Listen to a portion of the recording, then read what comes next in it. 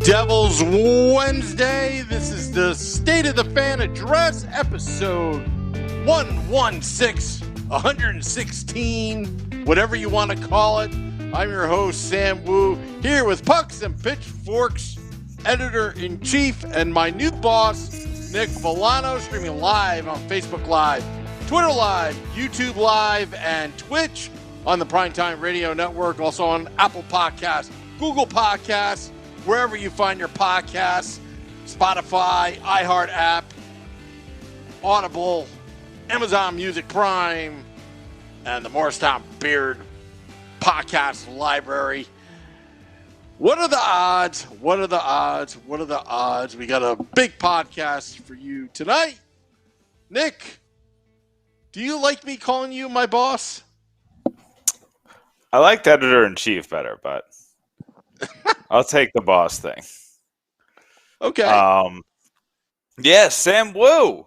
He's finally, after about 6 weeks of live on podcast pressure, we have a live Sam Wu Pucks and Pitchforks article. And yeah, big deal.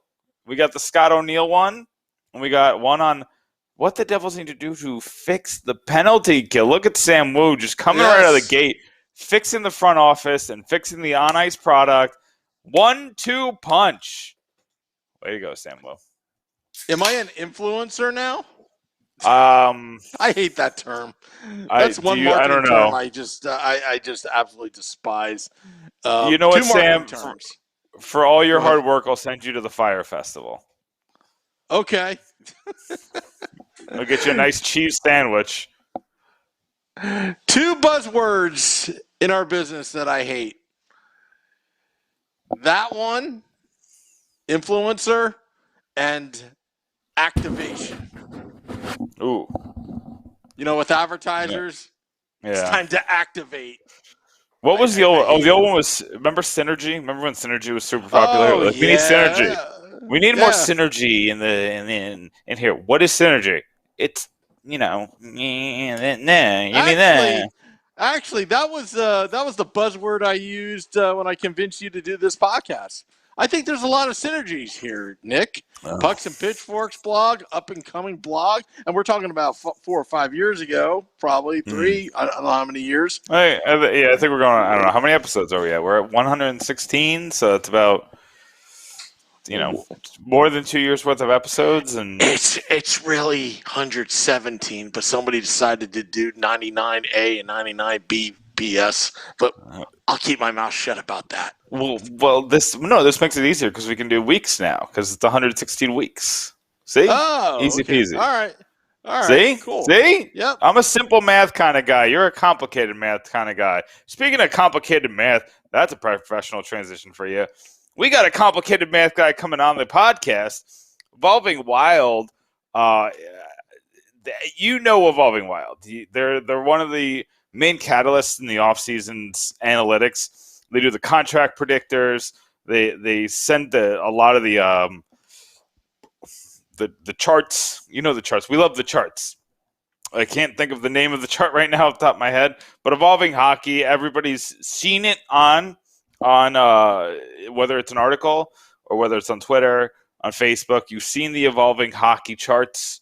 They're the ones that go the XG and it's smarter people than me work at Evolving Hockey, which is why we have Evolving Hockey coming on the podcast tonight to talk about charts and trades and the offseason and free agency and what in the heck the Devils can do in order to be decent, Sam. And I'm getting too excited, Sam. I'm getting too excited for the offseason. They're getting my hopes up. Scott O'Neill saying how much we're going to dominate the offseason. We're going to go. We're going to get it. We're going to get better. But I'm going to quit first. Because reasons. What are the odds of that, Scott O'Neill leaving? What are the odds of the Devils winning the Stanley Cup in 2022? SiriusXM put that, and also you did a blog on the Pucks and Pitchforks blog about 100th chance, and I'm thinking, oh, we're ahead of Seattle, and then I realized it was in alphabetical order. the Yeah, one. we're 100 to 1 just like them. We're in last place. Last place, Yes. baby. Let's go. Yeah, we call these sucker bets. The bets before the offseason where you just kind of it's like who like Devils fans like 100 to 1 with Jack Hughes and and then Sabres fans like 100 to 1 if Jack Eichel stays and we just spend all the money and yada yada yada, and then the Kraken fans are like 100 to 1 look what the Golden Knights did yada yada. They're sucker bets. Don't make this bet. If you want to bet on the Devils, they're not going to go up that high. So just wait to see if they do anything in the offseason. And who puts these odds together? I wonder where SiriusXM, NHL Network Radio would actually get those numbers, because the Kraken don't even have a team yet. How do you put those numbers together? It's very strange. It has to be one of the sports folks, but I didn't see them name it in the tweet. Did you? You didn't notice that either, right? They didn't name this thing. The sports. Yeah. So it was very strange. Usually you get like MGM or FanDuel or Sports or DraftKings, or even like Caesars or one of those. I know William Hill gets some love too, but yeah, they just didn't have any of them. So I have no idea. If I was an odds maker, I would put the Kraken right smack in the middle, because there is no data, so you keep it neutral. And secondly, look at what happened to the Vegas Golden Knights, making to the Stanley Cup Finals in their first year of existence. So I think that was just some clickbait there. I don't know, but it seemed kind of accurate to me, though, for the most part. I should be probably getting our guest very soon, right? We're hitting that time? Oh, yeah, we go get our guests. Go get it. We got a lot to talk about with our guests because it's all off season all the time here at the Let's Go Devils podcast at pucksfitchworks.com. We have all of these off-season topics to talk about. A lot of stuff is up today. I do have that odds piece, the piece in the odds. One piece is doing real well. Mike Lucci wrote, he's ranking all of the Devils' first-round picks in their history. He asked me, a little inside baseball here. He asked me if he should go all the way to the Colorado Rockies and the Kansas City Scouts, and I said, Mike, let's just stick to New Jersey. It's not to overwhelm the fans, but we've had a lot of positive feedback on that piece. His next piece on the draft, the second part of the best draft picks of all time, comes out tomorrow. Tomorrow morning, you will have piece number 2 of 3. So you get that second wave of article. Lots of stuff. Sam Wu's piece is out. Matt Junio's piece is out. Re-signing Scott Wedgwood. Scott Wedgwood, decent signing. It's fine. It's not for the expansion draft because I think Evan Cormier could have passed off for that. I think it's more you can't have Nico Dawes or Akira Schmid be your option if one of Blackwood or the veteran person they sign be the guy who comes in. So I think that was a Scott Wedgwood signing. Sam is back. Oh, I'm back. I was talking to our guest offline. You may know him as Josh Younggren from Evolving Wild.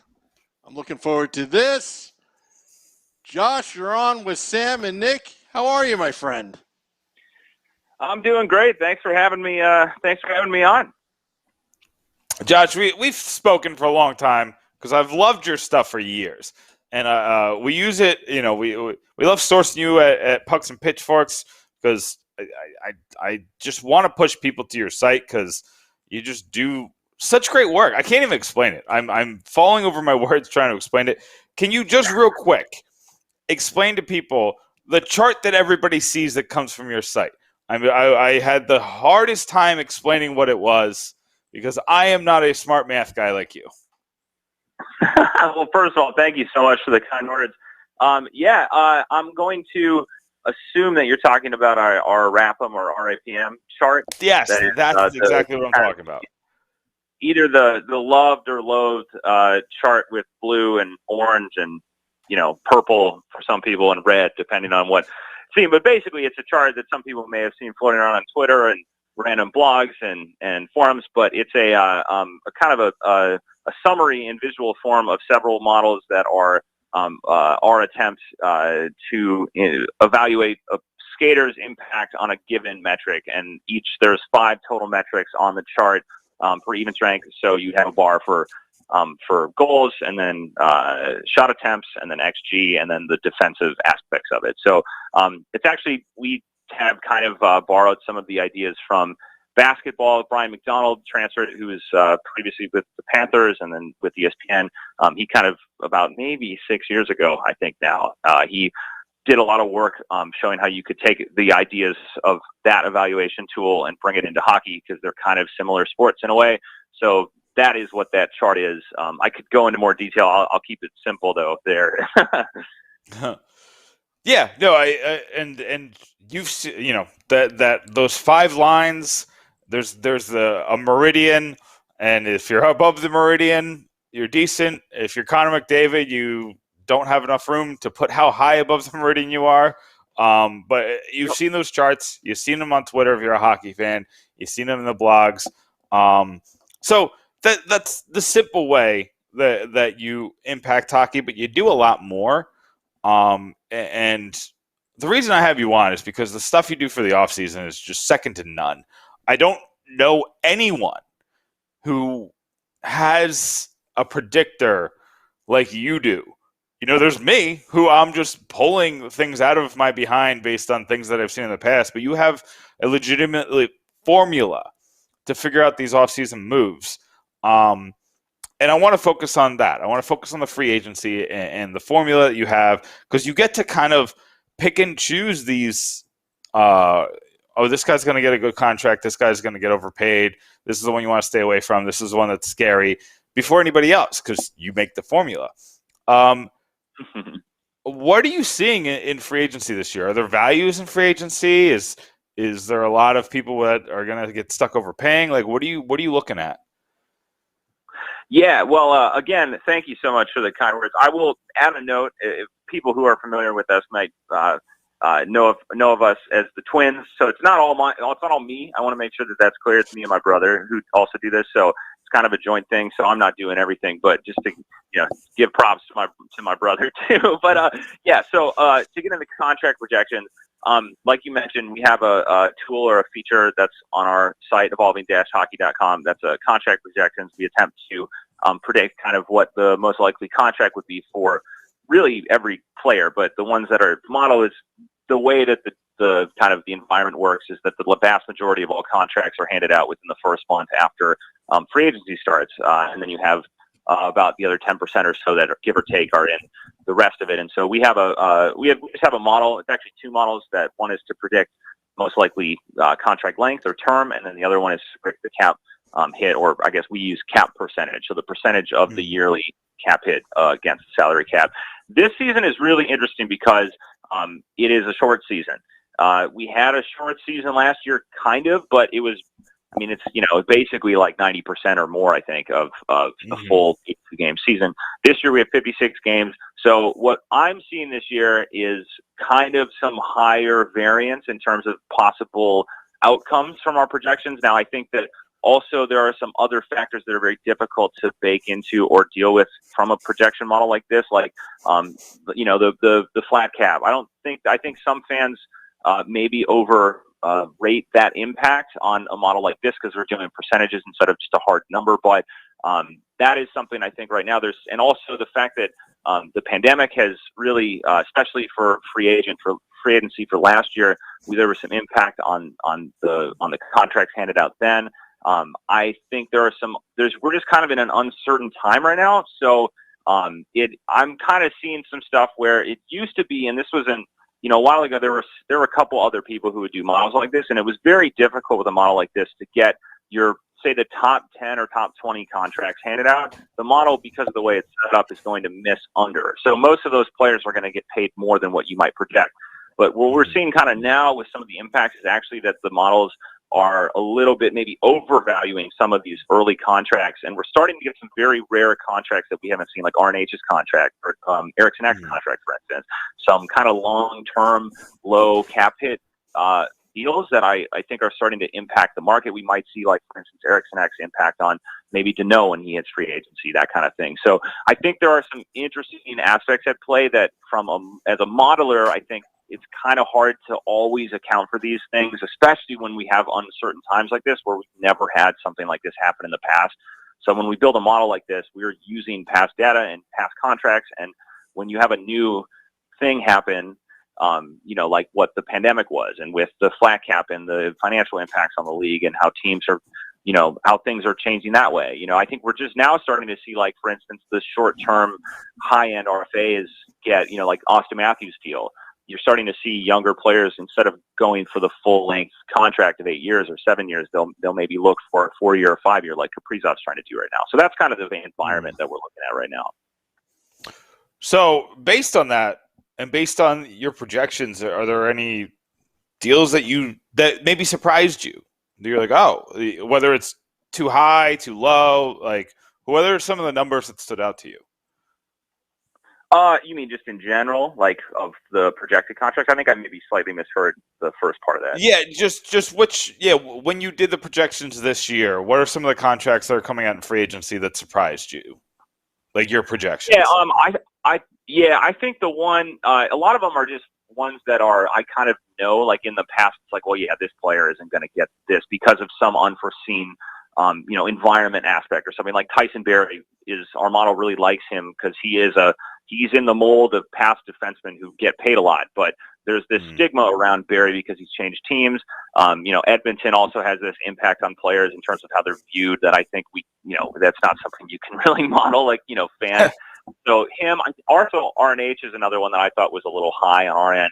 But, we also have some contracts that I think are, maybe a little bit under, like, for instance, like I think, like when I saw Eric Sinek, we were bridging him. So that's one of the things also with the model that we're balancing is younger players. Like, what does the model, does it think we're going to project, or that player will bridge? Are they going to sign a 2-year deal, which is what Eric Sinek was. So we predicted a 2-year, the most likely. Now, we were pretty close on his actual 8-year deal. We were a little over what he actually got paid, but we were within kind of our standard margin of error. I think in general, most of the stuff looks pretty good.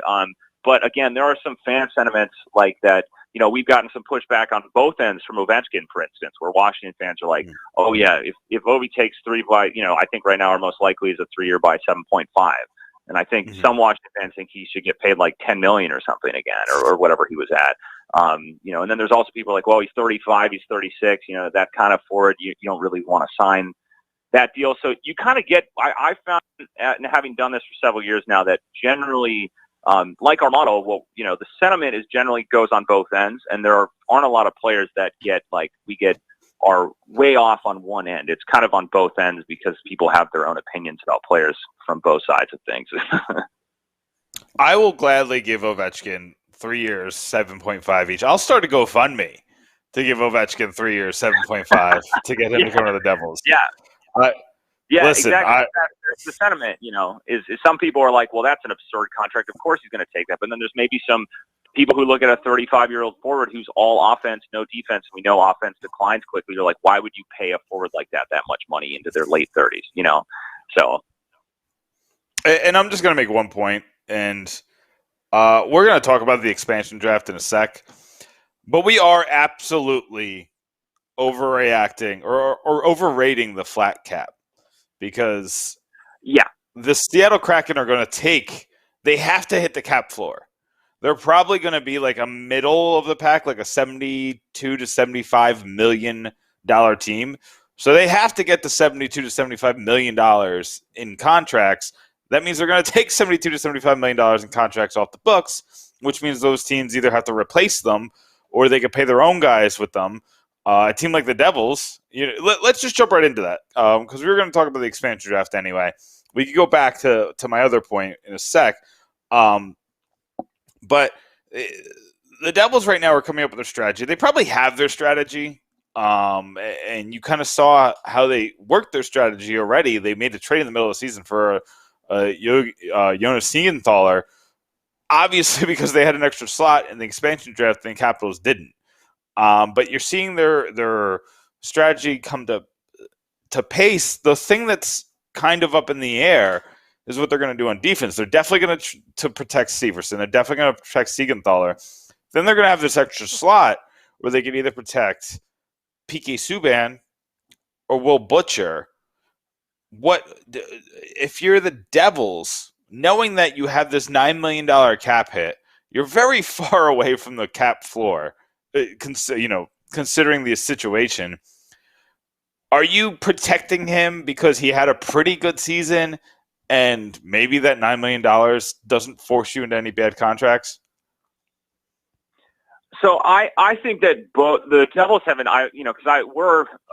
both Luke and I are working on something that there's a full kind of all 30 team preview of what Seattle might do and what team might look like based on our projections, which has been very fun, but also pretty time intensive. And when I got to the Devils, they have some really interesting choices, but it's more because they have like these kind of decisions where it's not like you're an odd man out because you're good. It's more like, well, this is kind of a bad situation necessarily, like where you want, but like the Devils, like you said, have so much cap space right now. I believe that it's not really an issue there. I think with the Subban versus Butcher, I had penciled in, right. We're talking kind of Butcher as the other option, correct? Yeah. Yeah. So I think based on just kind of common sense, I think you probably protect the younger player. I also think Butcher is a bit better than Subban and also makes quite a bit less money than Subban. But again, that's not really an issue with the Devils. I would have a hard time believing that that Seattle is going to take Subban given the depth on defense in the expansion draft.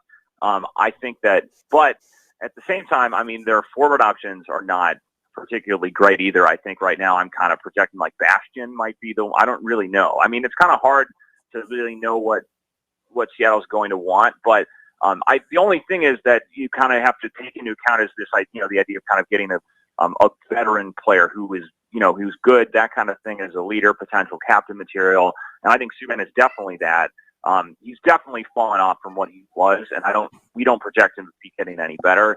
I'm not really sure what Seattle would see in him other than that kind of thing, and also because they need to meet the cap floor. So it's kind of I think it's a tough thing that is, I think ultimately for Seattle is not as impactful because they don't really have a lot of great options from the Devils. In terms of the Devils, do you think that the Devils, like losing Subban, would that be a big hit for them? Because it's been a couple years, right? And he hasn't necessarily been helping the team, I don't believe. Yeah, I think here's where it hurts the Devils. The Devils have two defensemen in Severson and Subban who I think bring similar impacts on the ice. Severson's obviously younger, but where it actually impacts them is I think you can bring Subban back and pay him what he's actually worth, which is probably around $3 to $4 million. And then you could trade Severson as part of like a monster package. I think Severson is a player that a team like Toronto or a team like Edmonton or a team like Vegas or, these superstar teams that are looking for a high quality right-hand defenseman to play on their second line would, pay out the nose for. So I think that is where the big impact is. Because you can't, if you lose Subban in this expansion draft, you can't trade away Severson and leave yourself with, re-signing Connor Carrick, and I literally have calling up Riley Walsh on the right hand side of your defense. It would just be a death knell. Yeah, well, and that's the other thing with the Devils. They're pretty thin. Their decor is really not. No offense, but it's not very good. And obviously, they have. I didn't put it together. Yeah, I know. So, it's not like you're. I think losing Subban is probably good, but he only has 1 year left. I think on that $9 million contract. So, and I think given kind of, I'm kind of an outsider. I'm not by any means like a huge East Coast fan even. So my knowledge of the Devils is maybe kind of, purely outsider here, but it kind of looks like just the team is maybe set to just kind of hold steady for the next year still, because there's a bunch of contracts coming off the books after this year anyway. And you already have some young players who are rising. Like I tweeted this about Hughes, but also, is it Sharon Govich? Is that how you pronounce his name? I think so. We're probably all saying it wrong because usually those players will correct us like 3 years into their career, but yeah, that's how we're going with it. And so it seems to me when I was looking at this and kind of analyzing this a little bit, is it doesn't really matter what happens because New Jersey is going to be basically in the place this next season as they were in the prior season, except they're going to lose a player that they don't really care about too much, and they just are going to wait another year for development from some of the younger players, and then maybe this might be the off season where they maybe go for a kind of a higher end D or a high. They have so much cap space they could make a push for Hamilton if he's looking for that kind of thing, or maybe go after a Deneau, to help shore up the kind of defensive aspect of the Devils, which has been lacking for a while now. So to me, it doesn't really seem like their expansion is like they're one of the teams to me that's like their issues are more marginal compared to somebody like Tampa or Colorado or Boston or Washington or something like that. So it's an interesting scenario, though, I think. Yeah, it's interesting in the fact that I think they're going to be one of the few teams that gives Seattle an option for a young player, which I think you're right. I don't think they would take Subban unless they're looking for just that marketing star. Like I don't know what their priorities are going in, but they're going to have to, the two I think that are the most obvious to expose are Merkley and Bastion. There's a possible that Andreas Janssen's going to get exposed, and that might be a player they like because I think he has 2 more years left on his contract. And the COVID season, it's hard to judge anybody on, especially going to a new team in a new country and yada yada yada, a new system. And Lindy Ruff's system's a little different, so it all depends on what the Devils' priorities are. But those young forwards are going to be invaluable because they have a 23-man roster and they need to put a 30-man team together. So they're going to probably like the value of having a player who's not going to lose his mind if he goes down to the AHL for a spell while they kind of figure things out. I think that's going to have a lot to do with it. But beyond that, you brought up Sharangovich, and you brought him up as one of the key players, key young players on this roster. And your contract predictor or projector kind of put him in that scope. It said that you have him projected to make a $4 million contract, north of that actually, in his RFA negotiations. Where did that come from? Like, kind of explain that to me. Yeah, so that deal, when I see that, and especially again, there is he had a pretty good season. I think there's also, again, we don't include like prior, like the minor leagues or lower level stuff. So it's based on one season, and we kind of try to ballpark, essentially like for players like right now we're trying to project Kaprizov too, who only had 1 year in a short season. So it's a lot higher variance in terms of the projection. I'm also seeing with him is that because we project all 8 years, like the most likely contract, he's kind of in this range that you see from some younger RFAs where the model is much more uncertain about the exact length of his contract. So it seems like his most likely is the 4-year at 23%, but we also have him at a 5-year at 19%, and then his 3rd and 6th year are 14. I think the model itself is based. It really is.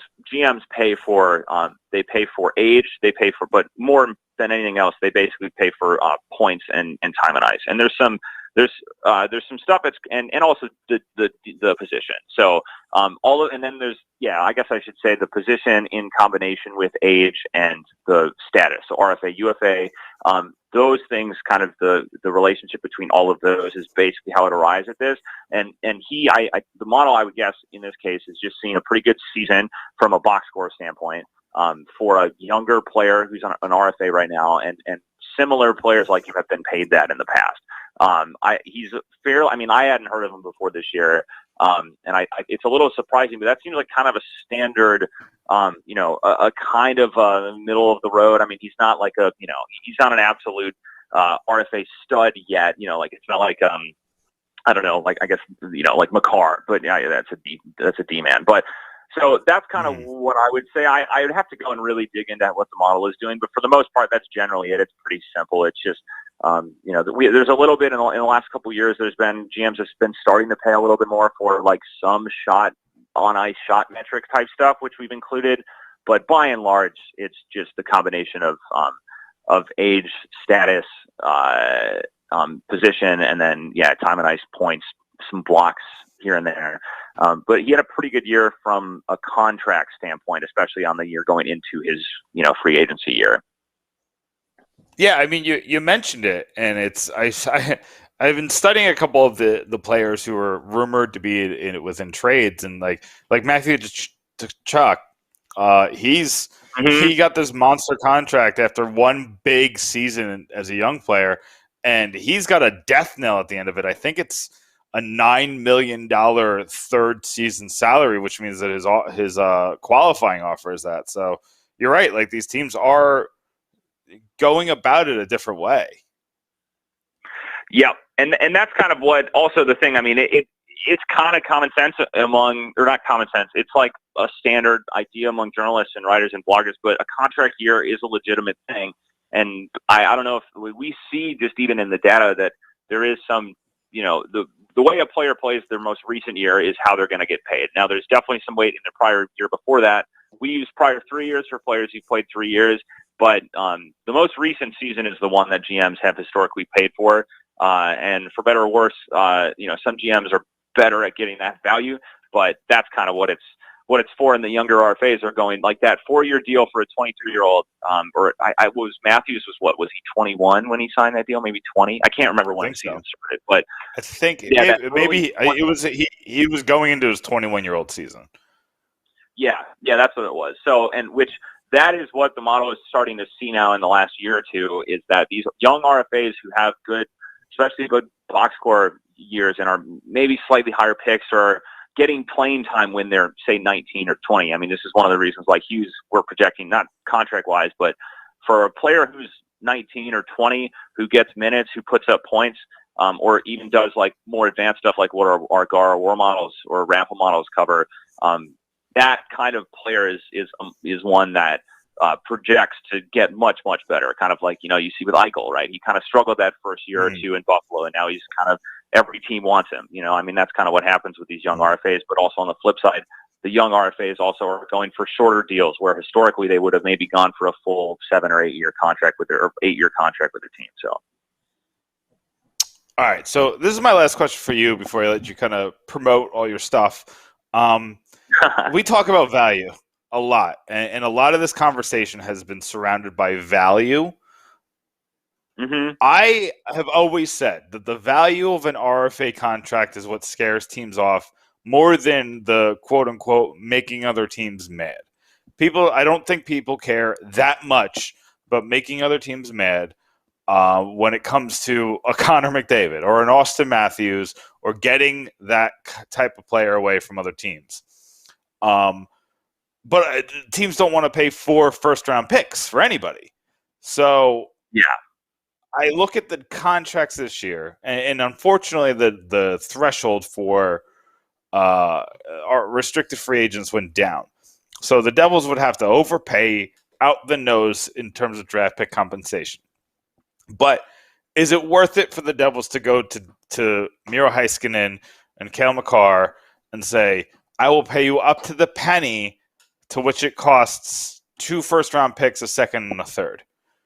And I think it's like 8.5 or something like that per season for 5 seasons. Yeah. So is there a value in the Devils doing that? A team that desperately needs a number 1 defenseman. Yeah, I mean, I love even the meme just offer sheets, because I think offer sheets never get used and they're so fun, but also like you said, the number of picks, I'm going to be honest, I think it's very difficult to, especially when you get to that high of a level of player where you're talking 4 first or whatever it ends up being. I mean, that's a lot of, you're basically wasting your entire, you're saying we're in it right now.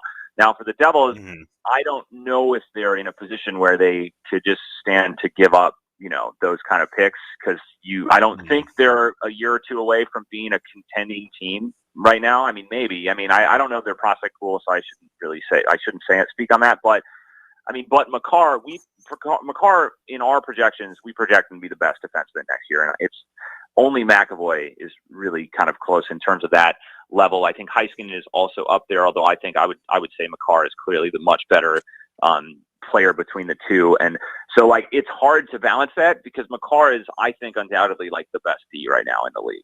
or at least going forward. I mean, he's 22. That's the kind of player that any team, I mean, other than a top one center. So it's like I don't really know. Like I feel like I would need a better understanding or grasp of the Devils' kind of prospect pool right now to say whether or not giving up all those firsts would make sense for them. Like, are they good on what they have, and can they just go after that completely? I'm all for it from just a content standpoint and from a just watching chaos ensue to see what happens with the team. Like Colorado, who's already kind of a bit crunched and has to fit in Landeskog and Makar, and then also has to deal with the expansion draft right now. I think that'd just be hilarious. But I don't really feel like I can answer the question appropriately because I don't feel like I have enough information about where the Devils are at from their picks and prospects right now.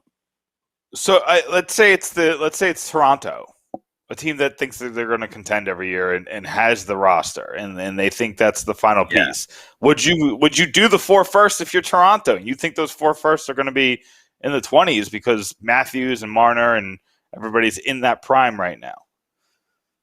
To be honest, at the level that Makar is, I actually am having to give up 4 firsts. I think the cost of but it'd be a good team. So if it's a bad team, for instance, right, who's doing that, or a good team, I guess, would be more valuable, less valuable on those first round picks if you think you're contending, like you said, right, for years. I mean, I think Toronto is maybe a little bit, their fans obviously love themselves the Leafs, all the time, And, I think that for Toronto or a team like that, if you had cap space, but now that's the other qualifier is that if you're in that position that you're spending to the cap, right, you're going to have to ditch another player. So you kind of get these almost diminishing returns with the ways that you need to make space to sign a player at that caliber, that it almost seems like it'd be rare or kind of a unique team. You'd have to be a very rare team to be in a position where you could both be in the conversation for that and also have the room. And a lot of the time teams are going to have to ditch a player that's probably good and might be making up some of that value anyway, right?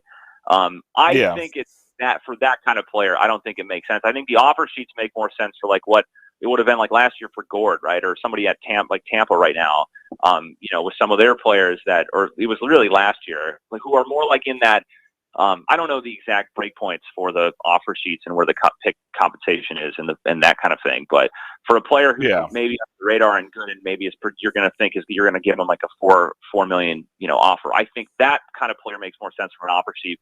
I think it's probably too steep to go for a player who's projected over, $9 or $10 million.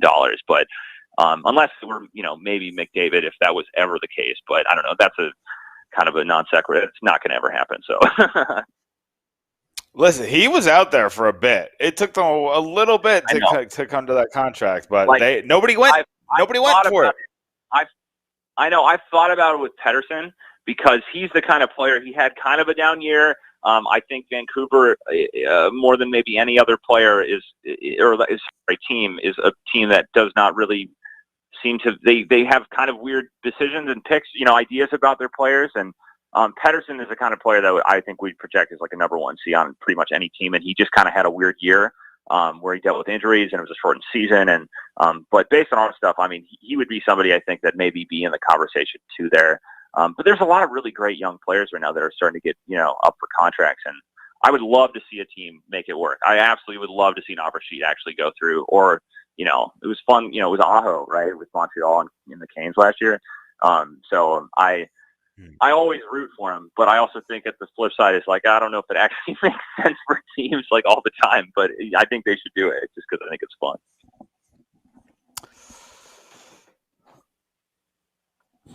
Josh, I appreciate you coming on. I appreciate you talking to the Devils fans. It's Game 5 of the Stanley Cup Finals, and we got people listening in live on Facebook, on Twitter, on YouTube Live. People are excited about Devils offseason.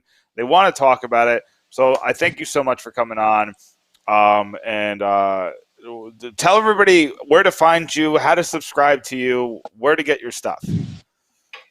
Yeah, well, first of all, thanks so much. It was my pleasure. It was fun to, it's always fun to dig into teams that I'm not, or I'm maybe a little familiar with, but would like to get more info on it. I mean, I've been doing that with the expansion stuff. But anyway, you can find me and my brother. We run joint accounts, or we have one account that we run at Evolving Wild on Twitter. We also run a website, evolving-hockey.com. And our Twitter handle for that, if you just want the more stats-heavy stuff, is Evolving Hockey on Twitter. Our website, like I said, evolving-hockey.com. You can add a /login to that and get options to subscribe, which we would very much appreciate. Or if you just go to the homepage, you can see a subscribe button, and we have a lot of stuff. I don't have time to really go over it now, but a lot of tools and metrics for player evaluation, team evaluation, contract rejections, anything that you really could want.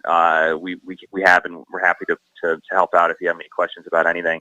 And then the only other thing, next week we're on just our homepage on Evolving Hockey. We have a pretty big overview primer of the Seattle expansion draft, pick lists for every team, protected lists, exempt lists, and kind of what we think based on some of our metrics and stuff that's in Evolving Hockey.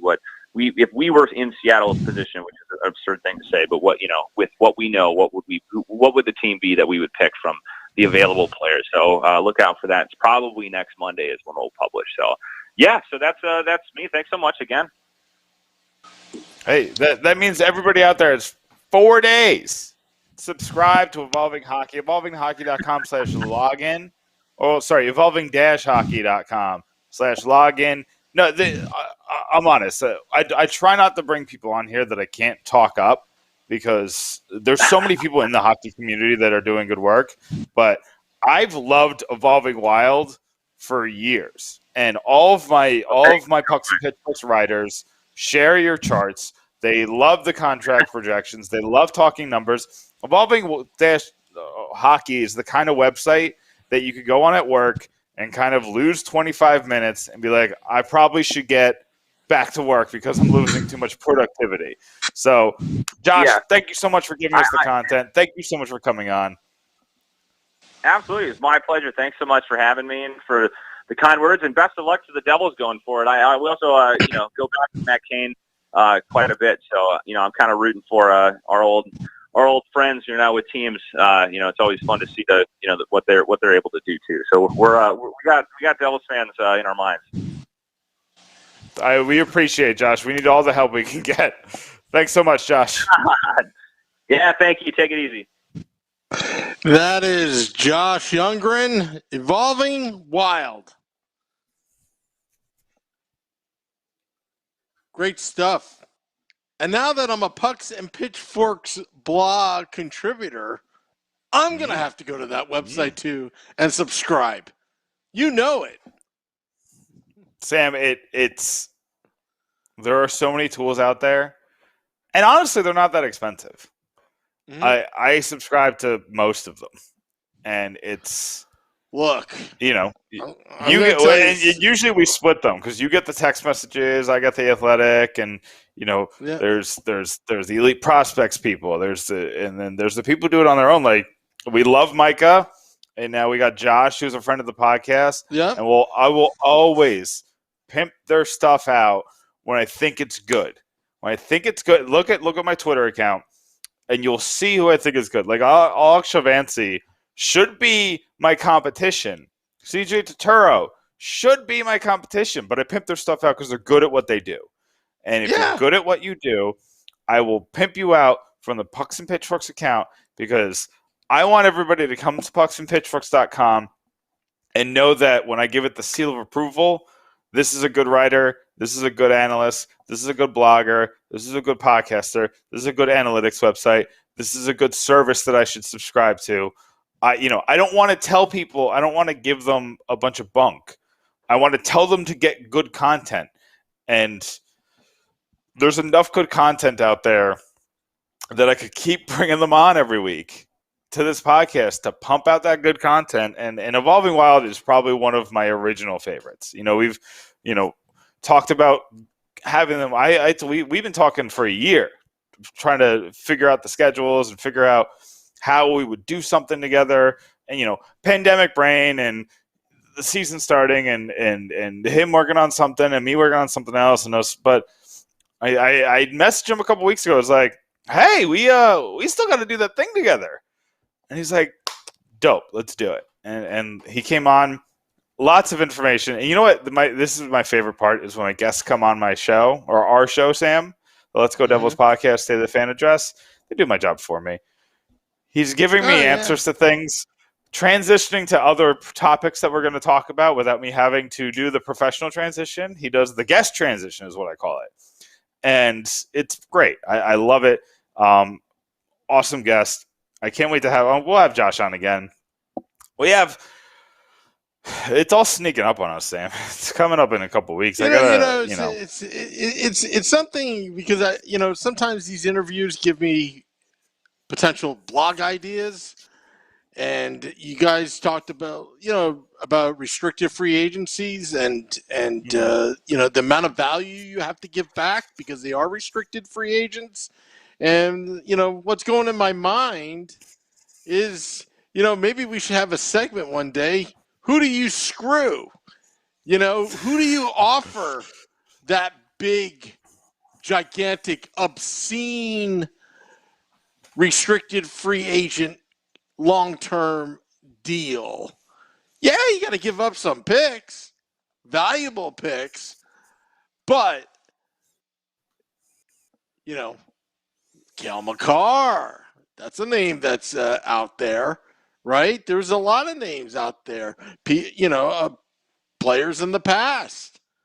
And, it's just kind of like a fun game because, to be honest with you, when you're armed with that much cap space, now, granted, our last week's guest, no relation to me, Sam Chang, that she said you're also budgeting for the future. You're also leaving that space. So, just because it's kind of like your own finances. Just because you got $2,000 in your bank account, but your mortgage payment's $1,500, doesn't mean you have $2,000 in your bank account. So, Yeah, I understand. Just making a hypothetical. Yeah, I understand. I just want to point something out because this kind of gave me a reminder of going to the Prudential Center on those fully stocked playoff games, the packed house. I just saw a shot from the Stanley Cup Final where they did the outside shot in Tampa, and the outside of Amalie Arena has thousands of people in it, and then the inside I think is full capacity. I think they're at I think it's like 18,000. So imagine driving home after that, Sam. You got thousands of extra people on the outside. It's like going home from a Giants game. Yeah. They're really stacking it in. But you know what? I got to give them credit. They're making the most of their money. Yeah. What's the score right now? I didn't even check. It's 0-0. Okay. David Savard got the dumbest penalty in hockey, the delay of game. So now Montreal is going on the power play. But, when it comes to the Devils, I keep going back and forth, Sam. 20 minutes ago, I was super excited. I talked to Josh. I'm a little less excited because he pointed out that we're not there yet. We're but what if here's where it's stressing me out, is that we're about to waste both Nico Hischier's and Jack Hughes' entire entry-level contracts. We had them both for under $1 million. And now Nico's making $7 million. And who knows what Jack Hughes is going to make after next year. And we're about to waste them. We're about to waste them entirely. We tried the 1 year, and when we fail spectacularly, Sam. The Nikita Gusev contract, fail. PK Subban trade, fail. Wayne Simmons contract, fail. Giving Corey Schneider one more shot, fail. And that hurts because I like Corey, but it was a failure decision. And he failed in such a spectacular way that it ruined the start of Mackenzie Blackwood's season. They had to throw him in there when he wasn't ready in the middle of a game cold, and he blew a lead. And he was not the same for like 2 months. And what was the other? Oh, Jack Hughes' rookie season was, it was a failure. He was great the second season, and he's going to be spectacular next season. I'm excited to see Jack Hughes. But, I mean, if he turns into a $9 million a year player, then that cap space that you're so fond of is now gonna go away, and the team likes to have cap space going into the season in case they had to make moves, and that means they're not going to be a cap team maybe ever. So, well, the other thing too is that remind, if I'm correct here, that because of the pandemic, the cap situation, who knows if it's actually going to go up or not. So you got to it's kind of hard to budget. Here's the deal. I know Elliot Friedman came out and said it could be 6 years, it could be 4 years, it could be yada, yada, yada. But in the CBA, the players gave up, 40% of escrow this year. So that's going to make up a lot of the escrow is this year. And it goes down considerably. I think it goes down to 22% next year. And then like a lot more than that the year after. So it's not going to take out as big a chunks, but they're asking the escrow to make up for that 50-50 split that they lost. And I think it's not going to be another. I think it's going to be 2 more years of this flat cap, and then I think it's be fine because you got the Seattle contracts coming in, you got the new TV deals coming in. All of that is going to make up more and more of that money. And I think 2 years into the ESPN deal, we're going to be back to normal. The cap's going to go up again. Sure hope so. As long as those ticket prices don't start to skyrocket. Yeah, I mean, I don't know how that inflation's going to work. Honestly, like I don't know. Because people got to be willing to spend that. You're not going to, if you're Josh Harris and David Blitzer, you don't want to have a 10,000 seat arena filled every week or every night. That's not what you want. And whether you're making the same amount of money on 10,000 seats as you are on 13,000, the optics aren't good. And they're businessmen. They understand how optics impact future revenue. So I don't think that's what's going to happen. Maybe they'll go up like $5-10 whatever, but I don't think you're going to see it going up like by 30, 40, 50%. Do you think they're going to put a Devils logo on a Woolman Rink Zamponi? You know what? I saw that article. And I was like, what are they thinking here? I was like, what's the long-term plan here? Because they're not the only owners of it, but they're part owners with a couple other entities, and for those who don't know, Wellman Rink is a rink in New York City, a famous rink. It used to be owned by the Trump organization. It's no longer owned by the Trump organization. Not getting into that, but it's. I don't think it's ownership. I think the city owns it, right? I think it's who actually runs it. So is it basically? I think the contract is to be the operator. Is it to run it? I think it's I could be wrong. I could be completely wrong. No, you might be right. But it's a lot of money to just operate it. I'll tell you that much. Yeah. We're personally, if that's in the news, it's in the news. But then I see Joshua Harris and David Blitzer on it, and they piqued my attention. And I was like, hey, how about an outdoor game at Woolman Rink? Devils Islanders. And that would be cool. That would be like, where did they play the last year during the pandemic? Where there was no fans? Lake Tahoe. So it'd be something cool like that. Unfortunately, Lake Tahoe failed miserably. It was so beautiful, but it failed miserably because the ice melted. But it would be something campy like that because you can only fit probably like 3,000 people there. So it would be a TV product. This is what they should do. On the Intrepid, they should put an ice rink on the flight deck. I'm down. That would be awesome.